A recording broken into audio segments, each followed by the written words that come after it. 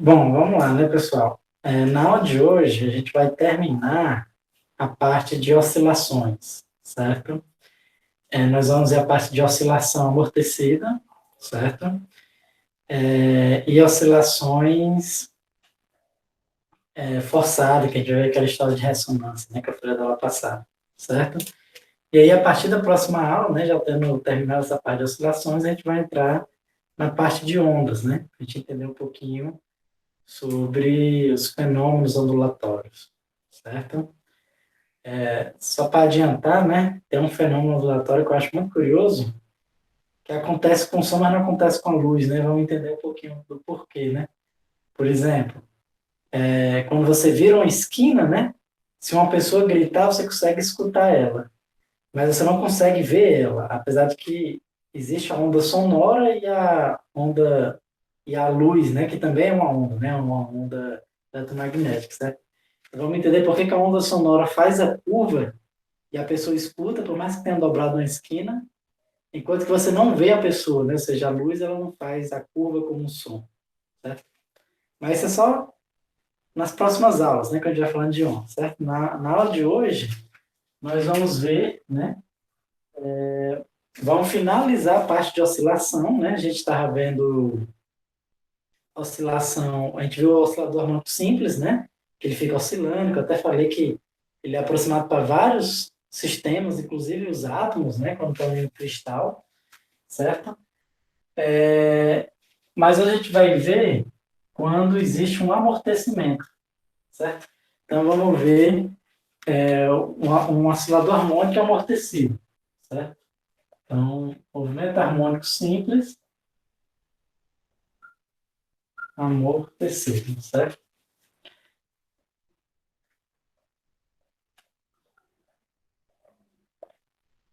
Vamos lá. E esse movimento, na realidade, né, ele, ele é muito comum, né? Porque, na realidade, todo oscilador harmônico, né, muitas vezes tem alguma força que dissipa a energia, certo? Então, a gente vai ver que o comportamento do oscilador harmônico amortecido geralmente é o que a gente espera, né? Em qualquer oscilação. A gente vai ver que a amplitude aos poucos vai diminuindo, certo? Vamos ver algumas curiosidades em relação a esse movimento, certo? E, além disso, e também tem várias aplicações práticas, na verdade, né? Que tipo assim, é o caso do amortecimento de um carro, né? A gente vai ver que um oscilador, né, no amortecimento do carro, tem a mola, né? Eu dei vários exemplos, né? Falei da mola do carro várias vezes. Deu uma desfocada aqui. Sendo que na prática o carro não é só a mola, né? Tem a mola e tem um amortecedor que passa ali por dentro da mola, certo? E vamos ver qual deve ser o comportamento ideal, né? Para o amortecedor de um carro. Tudo bem? Então o que acontece? Quando você tem um movimento, um oscilador harmônico amortecido, certo?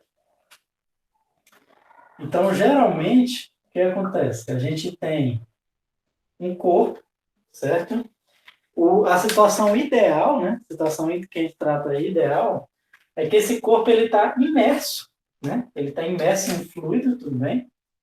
Ele está imerso num fluidozinho aqui, pode ser a água, né? Pode ser a água.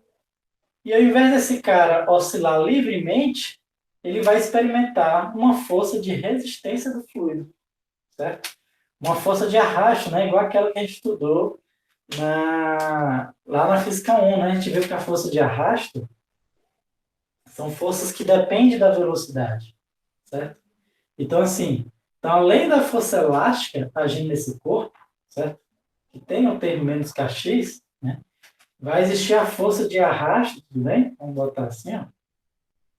Arrasta. E são forças que dependem da velocidade, né? Como a gente viu, eu falei até para você, se você botar a mão para fora do carro a uma velocidade pequena, você sente um certo vento na sua mão. Se você botar uma velocidade mais alta, é um vento bem mais forte, né? Esse vento que você sente na mão nada mais é do que a força de arrasto, né? Porque como o carro está indo muito rápido, né? Ele está se chocando com a atmosfera, né? Ele está se chocando com as partículas do ar. E esse choque a gente sente como se fosse um vento que está empurrando nossa mão para trás, mas não é que tem um vento ali. É o carro que está se movendo em relação ao ar, certo? E essa força de arrasto, a gente viu que tem algumas fórmulas para ela, né? Que ela pode depender em relação a... Mas, em geral, ela depende em relação à velocidade, tudo bem? Ela pode ter um termo aqui quadrático, ou até outros expoentes, mas a gente vai estudar o caso em que é um termo linear com a velocidade, tudo bem? Então, nesse caso, o que acontece? Nesse caso, a nossa equação diferencial modifica um pouco, né? Então, a segunda lei de Newton, eu falei para vocês, pessoal, ó, quando você tem essa equaçãozinha aqui, a gente viu que a solução era como? A solução era assim, ó, x de t vai ser igual a um xm cosseno de ômega 0t mais um φ0. Foi isso que a gente fez na aula passada, né? Quando você resolve essa equação, você tem essa solução, e nas aulas passadas, o que eu fiz? Eu mostrei, a gente interpretou, né, o movimento, né, que é o momento oscilatório dessa equação, tudo bem? Onde esse ômega 0 é igual a raiz de K sobre M, né? É o que a gente chama da frequência natural de oscilação, certo? Só que, quando tem um amortecimento, ou seja, tem uma força de arrasto, essa força de arrasto ela vai segurando o corpo, né? Se fosse um oscilador harmônico simples, o que acontece? Ele oscila para sempre, fica para sempre oscilando. Só que na prática ele não fica para sempre oscilando, né? Existe uma certa perca de energia, bem? Então essa oscilação ela vai diminuindo, né? E ela vai diminuindo, para a gente entender um pouco, a gente inclui esse termo, né? O termo da força de arrasto. Certo? Então, ou seja, a equação que a gente vai resolver, quando tem um amortecimento, a força resultante não é só menos kx. Eu tenho menos kx menos bv, certo? E aí o que acontece? Quando você inclui esse termo aqui, e você vai resolver essa equação, certo? É um pouco mais complicado, certo? Do que aquela situação, não vou nem resolver, vou só falar a resposta. Mas o interessante é que a gente consegue analisar como é que fica o movimento de uma forma relativamente simples, né?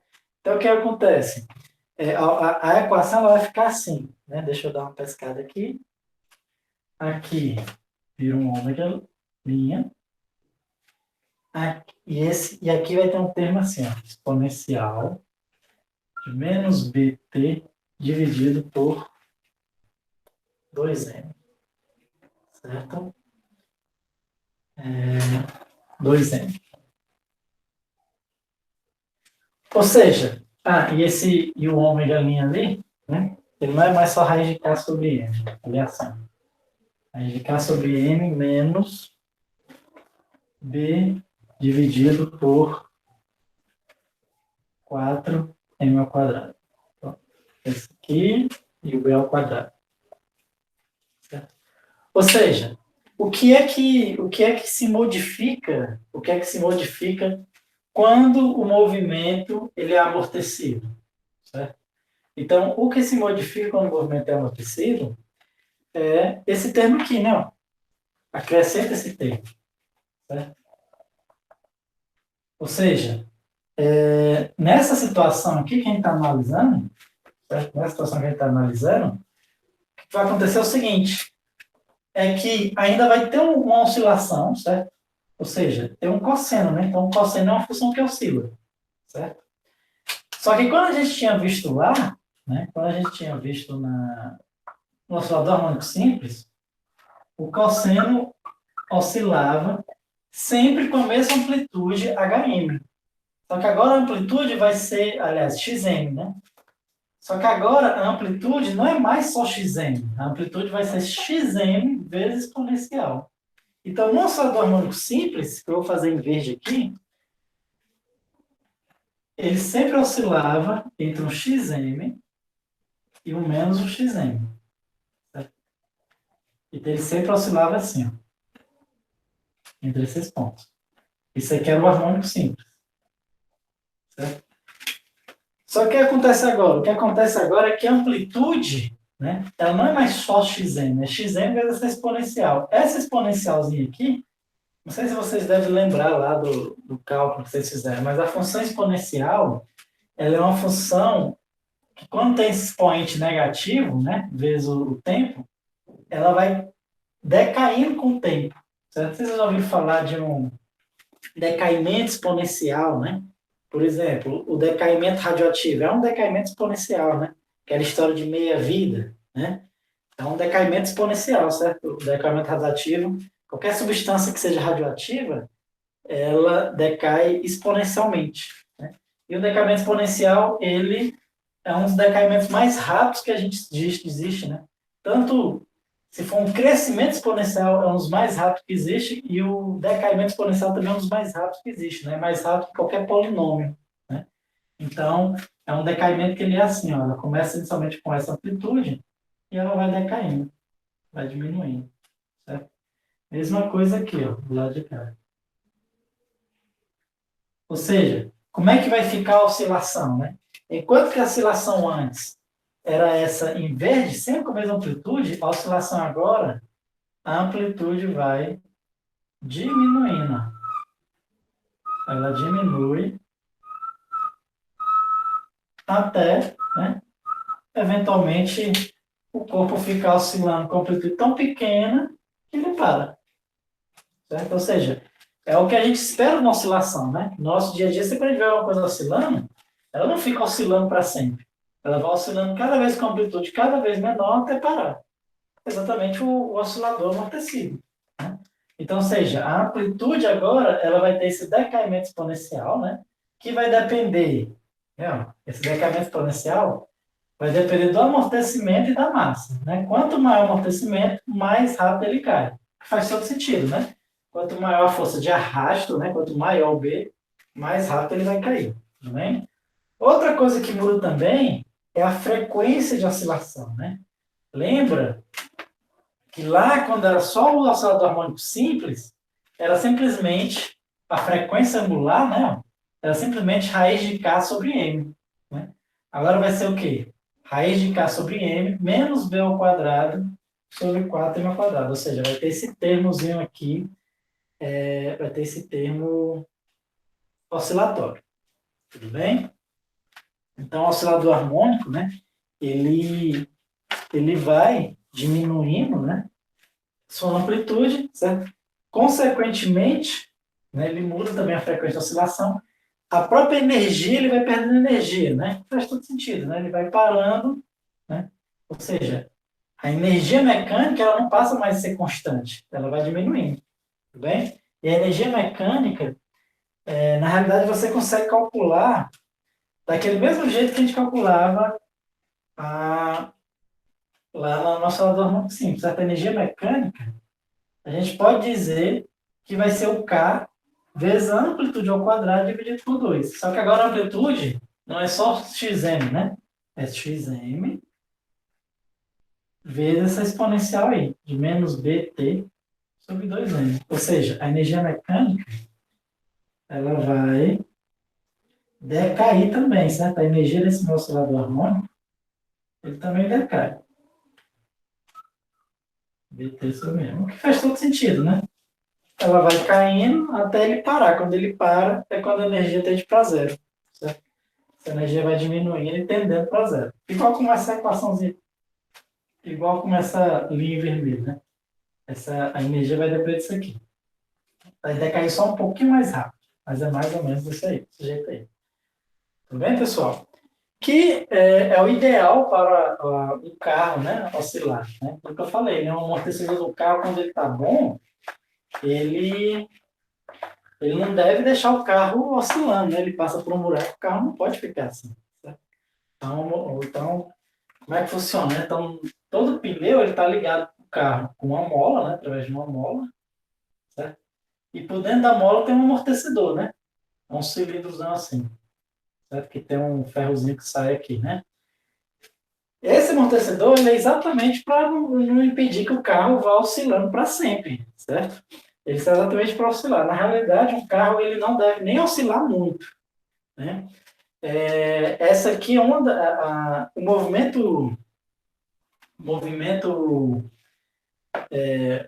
harmônico simples, amortecido, na verdade, ele tem três regimes. Esse aqui a gente está vendo o que a gente chama de amortecimento subamortecido, certo? Subamortecido, certo? Existe mais dois regimes. Esses outros dois regimes, a gente é o amortecimento criticamente amortecido e o superamortecido, certo? No superamortecido,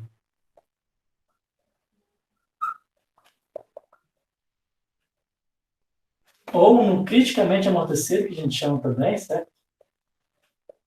Criticamente amortecido,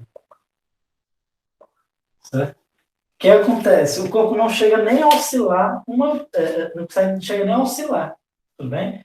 No subamortecido, o que acontece? Essa constante de amortecimento, né, de arrasto, ela não é tão grande. Ela ainda deixa o corpo oscilar até ele parar, em algum momento.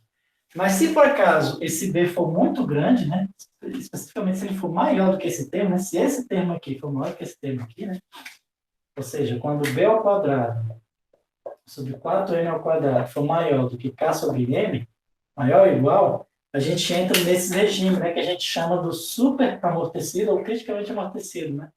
O criticamente amortecido acontece exatamente quando é igual, certo? E aí o que você tem é que o corpo não oscila. Ele não chega nem a oscilar, certo? Vai ver que a posição com o tempo, né? É como se você fizesse o seguinte, é como se eu puxasse o corpo e ele não chega nem a atravessar. Ele simplesmente vai se aproximando aqui do zero, certo? Então, assim, ó.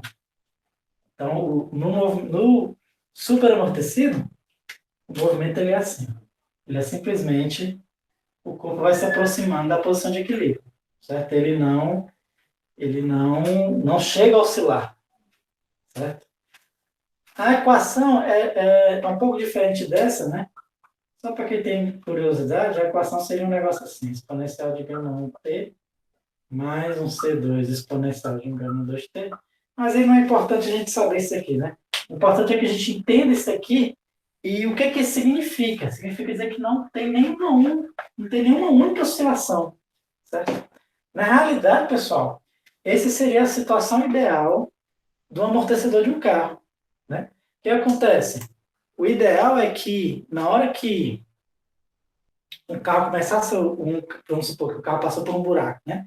Então deu uma esticada aqui na roda do carro. O mais confortável para a gente não é que a gente fique balançando para cima e para baixo, né? Até porque isso vai forçar a nossa coluna, né? O mais confortável para a gente é que o carro simplesmente desça para a posição de equilíbrio suavemente, que é esse caso aqui, certo? Que é esse caso. Na realidade, tem várias coisas na indústria, né? Na engenharia, né, que a gente não quer que oscile. Se oscilar é pior, certo? Simplesmente a gente quer que ele se desloque da posição de equilíbrio e volte suavemente, certo? Vou dar um exemplo do nosso dia a dia, né? Aquelas portas, né? Aquelas portas que tem uma mola, né? Que puxa, certo?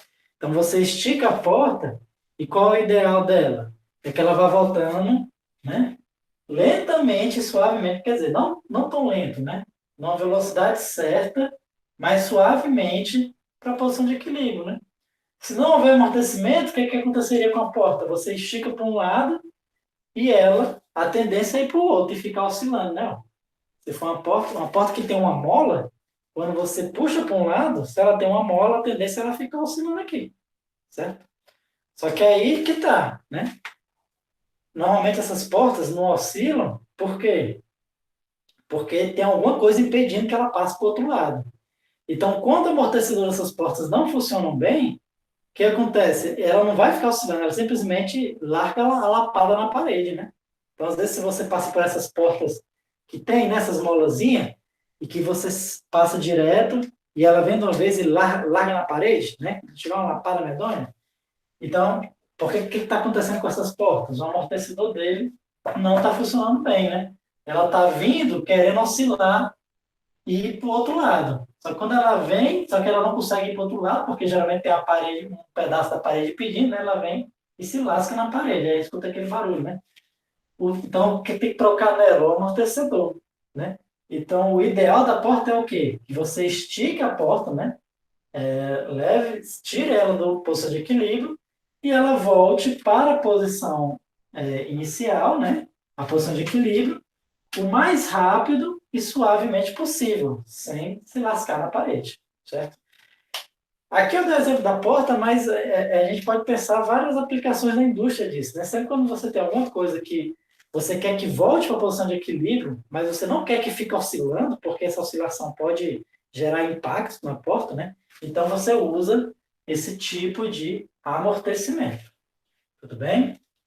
Amortecimento subamortecido, né? O superamortecido ou criticamente amortecido, né? Que é esses em que nem chega a ter uma oscilação. Tudo bem, pessoal? Deu para entender isso aí? E só para a gente entender um pouquinho, né? A matemática desses tipos de problemas são bem mais complicados do que a matemática que a gente viu nos problemas anteriores. Então, aqui a ideia é mais a gente entender o conceito mesmo, né? As questões envolvendo isso aqui são questões bem complicadas, né? É importante a gente entender esse conceito da oscilação subamortecida, certo? E o que é mais interessante, né, nesse caso é quando a gente estuda esses movimentos com amortecimento e com uma força externa, né? Uma força que pode, uma força externa, né? Que é o que gera, que a gente chama da ressonância, né? Então a gente chama da oscilações forçadas, certo? A gente tem oscilações forçadas.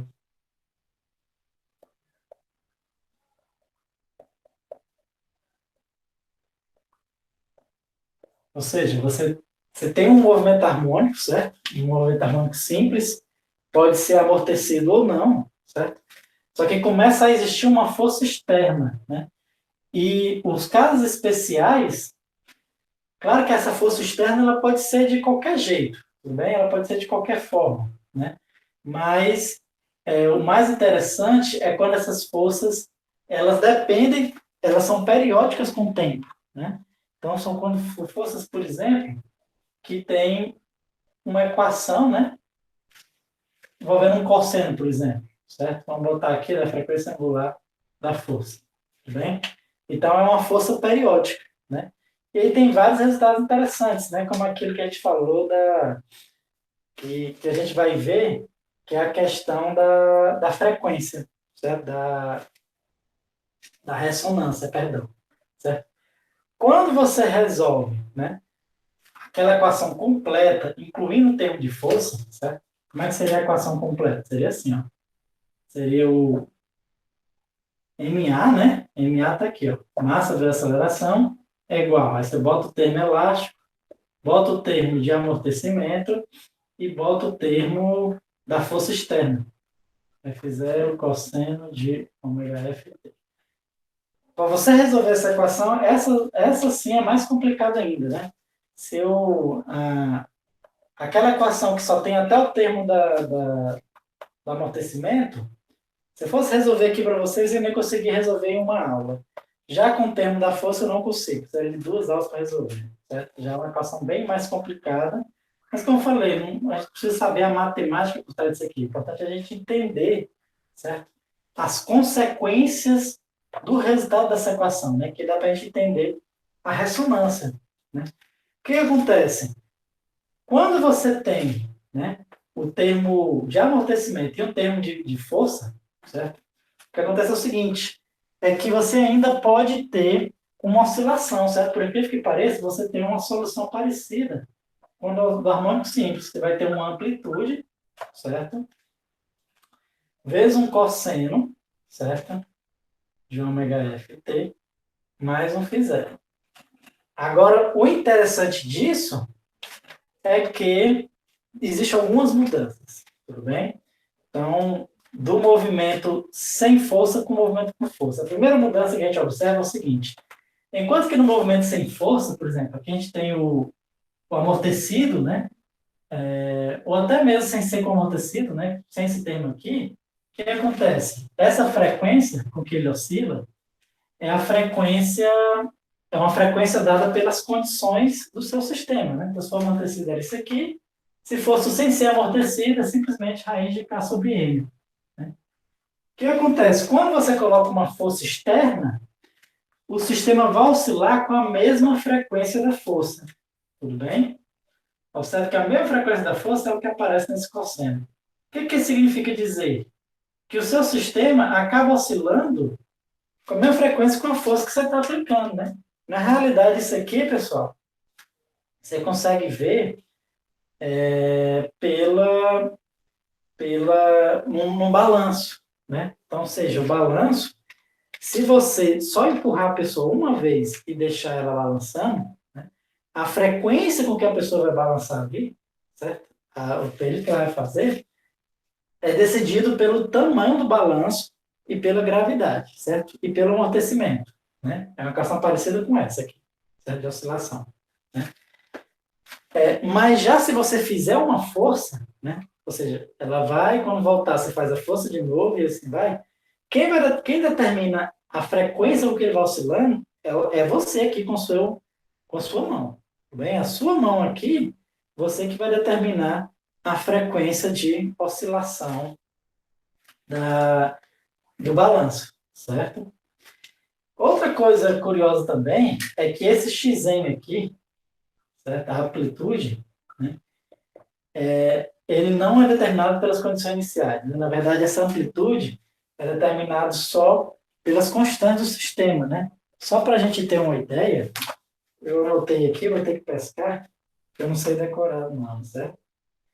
Essa amplitude é o seguinte termo, é a raiz de ômega zero ao quadrado menos o ômega da força ao quadrado, tudo isso ao quadrado, mais 4b ao quadrado, o ômega da força ao quadrado, isso aqui dividido, esse F0 dividido pela massa, certo? E é aqui onde a gente vai entender o que significa a ressonância, certo? Observe o seguinte, anteriormente, certo? A nossa amplitude de oscilação, esse Xm aqui, ele dependia das condições iniciais, ia depender de como você colocou a coisa para oscilar. Quando você tem uma oscilação forçada, esse Xm, ele vai depender só das constantes do seu sistema, né? Da força que você está dando, certo? Da frequência da força, certo? Do coeficiente de amortecimento, né? Da massa, e da frequência natural de oscilação do seu sistema, certo? Esse ômega zero, né? Se houver atrito, ele é dado por essa equação aqui, certo? Essa aqui é a mesma equação desse ômega zero aqui. Vou chamar até de ômega linha, melhor, né? Vou chamar aqui de ômega linha. Certo? Se não houver atrito, é o raiz de K sobre M, certo? Se não houver amortecimento. Mas o que essa equação ela vai me dizer de interessante? Né? O que ela me diz interessante é o seguinte, como a frequência depende dessas constantes, existe uma configuração em que essa amplitude fica máxima. Em particular, ela vai ficar máxima quando, né? Esse cara vai ficar tanto maior quanto esse denominador ficar menor. Como é que esse denominador fica menor? Observe que eu tenho esse termo aqui que ele é todo positivo, então não tem muito o que alterar, mas esse termo aqui eu tenho uma diferença, né? Esse denominador ele vai ser menor quando essa diferença, né, um for igual ao outro. Quando a frequência da força for igual à frequência de oscilação do meu oscilador harmônico, que a gente chama de frequência natural. Certo? O que acontece? A amplitude de oscilação vai ser maior quanto mais próximo à oscilação a frequência, né? A frequência de oscilação da força for próximo da frequência natural, certo? Isso aqui, pessoal, também, por incrível que pareça, uma criança aprende naturalmente no balanço, né? O que isso aqui está dizendo? Isso está dizendo o seguinte, que se você empurrar a pessoa numa frequência muito diferente da frequência natural de oscilação, a amplitude fica baixa. É como se fosse assim, se for que eu empurro aqui a pessoa, só que eu não espero o balanço ir e voltar, certo? Eu começo a empurrar a pessoa em algum outro momento. Então, acaba que você atrapalha a oscilação, né? Você acaba atrapalhando a oscilação do balanço e ela, não fica um balançar suave, né? Ela vai ficar oscilando com amplitude menor, certo? Já se você sempre faz a força e espera o balanço ir e voltar, e faz a força ir e voltar, aí você consegue até controlar a amplitude, você consegue fazer até amplitudes cada vez maiores, certo? Porque quando você faz uma frequência próxima à frequência natural de oscilação, né? Quando você faz uma força com a frequência próxima à frequência natural de oscilação, você consegue maximizar a amplitude de oscilação, certo? Eu dei esse exemplo no balanço, que é um exemplo que a gente consegue ver na prática, né? Mas os fenômenos que acontecem por causa dessa equação são inúmeros, né? Inclusive, você já deve certamente ter visto, certo? Certamente ter visto algum cantor, né, tentar quebrar uma taça de vidro com a voz, certo? Acho que tinha até um quadro da Eliana, né? Acho que eu vi um dia desse alguém tentando fazer isso no programa da Eliana, né? Que ele tenta botar a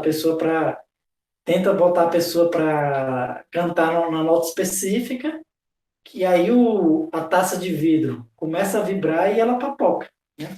O que acontece? Por que a taça de vidro, a pessoa consegue quebrar a taça de vidro com a boca, né? Só com a voz, certo? Na realidade, você conseguiria com qualquer som, né? O que acontece? Toda e qualquer estrutura mecânica, certo? Toda estrutura mecânica, então, por exemplo, uma taça de vidro, ela tem o que a gente chama da frequência natural de oscilação, certo? Por incrível que pareça, a frequência natural de oscilação, ela depende só do formato da taça, né? Se você fizer essa taça de outro formato, dessa uma taça assim, você mudaria um pouco a frequência natural de oscilação dessa taça, certo? Então depende só do formato dela, certo? E aí o que acontece? O que acontece é que quando a pessoa começa a falar, né, a emitir o som com a frequência natural de oscilação da taça, o que acontece? O que é o som, né? O som é a onda, né? Ou seja, é as partículas do ar se mexendo, a gente vai estudar isso um pouco melhor. Só que elas vão se mexer com uma frequência próxima à frequência natural de oscilação da taça. O que acontece? Ou seja, o ar, né, como se tivesse um ar mesmo, batendo na taça com a frequência natural de oscilação dela. O que vai acontecer? O que a gente tem aqui é um sistema que está sofrendo uma força oscilatória. Quando essa frequência da força chega próxima à frequência de natural de oscilação da taça, essa taça ela começa a oscilar com amplitude cada vez maiores. Uma amplitude cada vez maior. Certo? Sendo que o vidro ele é um material rígido, né? O vidro não oscila. Se botar um vidro para oscilar, ele quebra. O vidro ele é igual ao concreto, né? É um material que chama duro, né? O termo correto é duro mesmo. O material duro, ele não oscila, né? Então, ou seja, se ele esticar um pouquinho, certo? Ele rompe, né? Isso é que é um material duro, certo? É diferente de um material maleável, né? O material maleável você consegue esticar ou comprimir ele, certo? Como a estrutura de ferro, né? Ele é um material duro, certo? Então, o que acontece? Então, quando o vidro começa a oscilar, quando aumenta um pouquinho a frequência dele, a amplitude dele, o que acontece? Ele quebra. Então, essa é a ideia, né? Essa é a ideia da ressonância, né?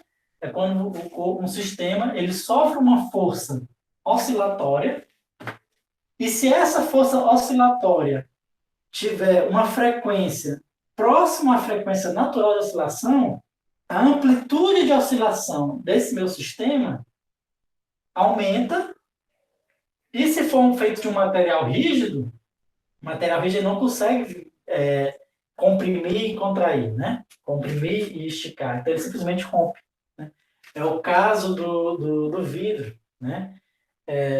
Você quebra o vidro por ressonância, certo? Inclusive você pode até criar uma máquina, né? Você descobre a frequência natural de oscilação, e aí você bota um som próximo, por exemplo, desse material, e você acha a frequência correta, e aí você consegue papocar, né? Você, inclusive com a voz, você consegue com uma caixa de som, por exemplo, certo? E a gente existem alguns casos, né, de algumas estruturas que são destruídas por ressonância, né?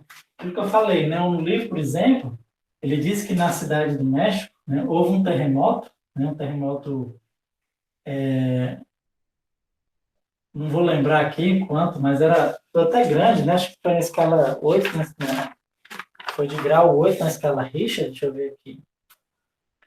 Um terremoto deixa eu ver aqui, exatamente, 8,1 na escala Richter, né? E o que acontece? Esse terremoto, né? Então você pensa, pô, 8,1 na verdade é uma das mais altas, né? A escala Richter vai até escala 9, né?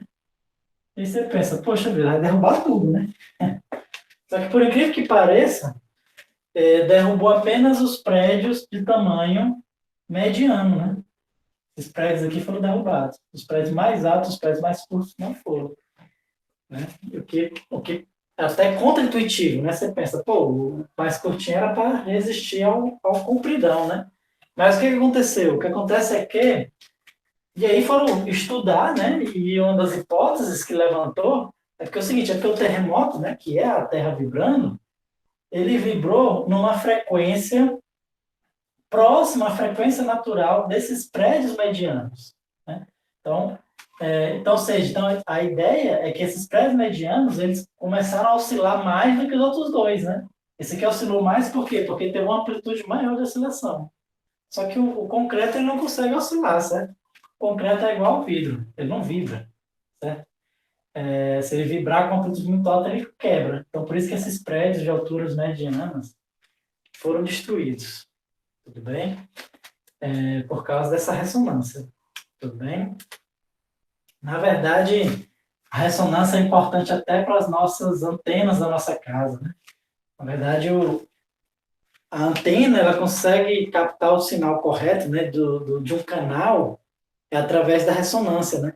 O elétron ele pertence a um circuito que, quando chega um sinal numa determinada frequência, ele entra em ressonância com esse sinal. Né? E aí ele pega só o canal certo, né?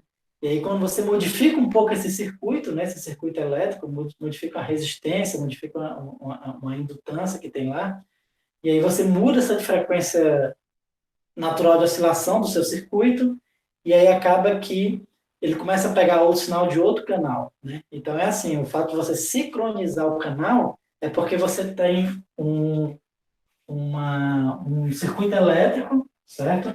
E esse circuito elétrico, você vai modificando ele de tal forma que ele vai entrando em ressonância com frequências diferentes. E assim você vai selecionando os vários canais que pode ter. Tudo bem, pessoal? Deu para entender essa ideia aqui da ressonância? Né? Então, basicamente, é assim que funciona, certo? Lógico que a matemática por trás disso aqui é bem complicado, né? Não vou entrar em muitos detalhes, né?